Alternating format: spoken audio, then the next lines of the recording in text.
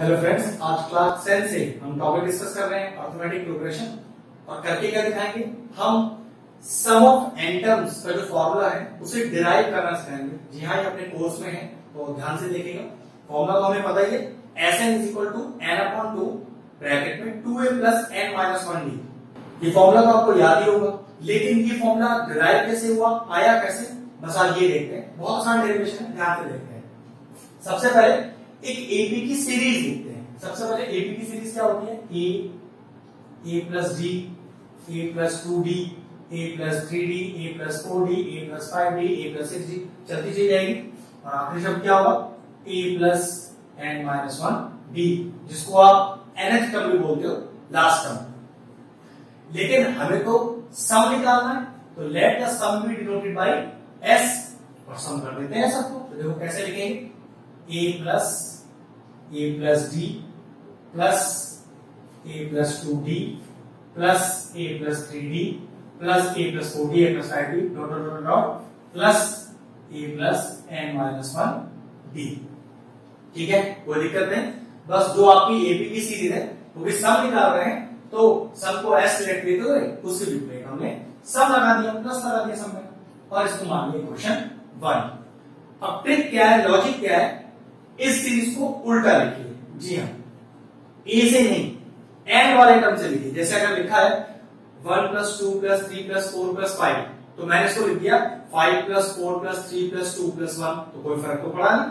देखिए, तो s = लाइए वहां से, तो a + n-1d प्लस, अब नेक्स्ट टर्म क्या आएगी, टर्म तो यहां कुछ लिखी नहीं है, तो सोच के देखिएगा, a + n-1d, तो इससे पहले वाली टर्म क्या होगी, a + n-2d, उससे पहले वाली टर्म क्या होगी, a + n-3d, तो n-1 लिखी, फिर क्या लिखती, a + n-2d, फिर क्या होगा, a + n-3d, फिर plus plus plus plus plus, फिर यहां चलते चले गए, फिर a + 3d, a + 2d, a + d और a, तो दो तीन टर्म लास्ट के लिख देते हैं, a + d लिख देते हैं और a लिख देते हैं। इसको कुछ ऐसा समझ लीजिए, इसको मैंने यहां लिखा, फिर आप कहोगे सर यहां तो वो टर्म ही नहीं लिखी हुई, ये टर्म आप कहां से लिया है, तो ध्यान से देखो, इसको ऐसा भी तो लिख सकते हैं, ध्यान से देखो सब, plus a + n-3d plus a + n-2d plus a + n-1d, जो हमारी लास्ट टर्म है। तो लास्ट टर्म n-1 है, उससे पहले वाली a + n-2d, उससे पहले वाली a + n-3d, तो मैंने उल्टी लिखी है, तो a + n-1d यहां आ गया, ये वाली टर्म यहां पर आ गई, ये वाली टर्म यहां पर आ गई। चाहो तो ये चारों टर्म पीछे करके लिख दो, कोई फर्क नहीं पड़ता उससे। मैंने लास्ट की दो टर्म वहां लिख दी, क्योंकि हमने रिवर्स लिखा है अपना सीरीज, और मान लिया मैंने इसको क्या, इक्वेशन 2। अब लॉजिक क्या है, ऐड करिए इक्वेशन 1 और 2 को, ध्यान से ऐड करेंगे। सबसे पहले LHS से LHS जोड़ो, s + s 2s।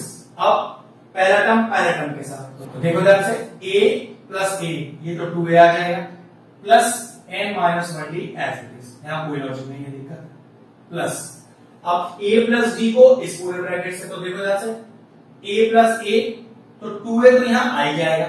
अब ध्यान से देखो, d को n-2d से ऐड करना है, तो ध्यान से देखो, d + n-2d से ऐड करना है, कितना आया, nd - 2d, nd तो अपनी जगह पर, और d - 2d - d, d common ले लो, तो चेक करो जोड़ने पर क्या आया, n-1d, और जरा चेक करो कहीं दोनों सेम तो नहीं आ रहे हैं, बिल्कुल आ रहे हैं। चलो एक और चेक करते हैं।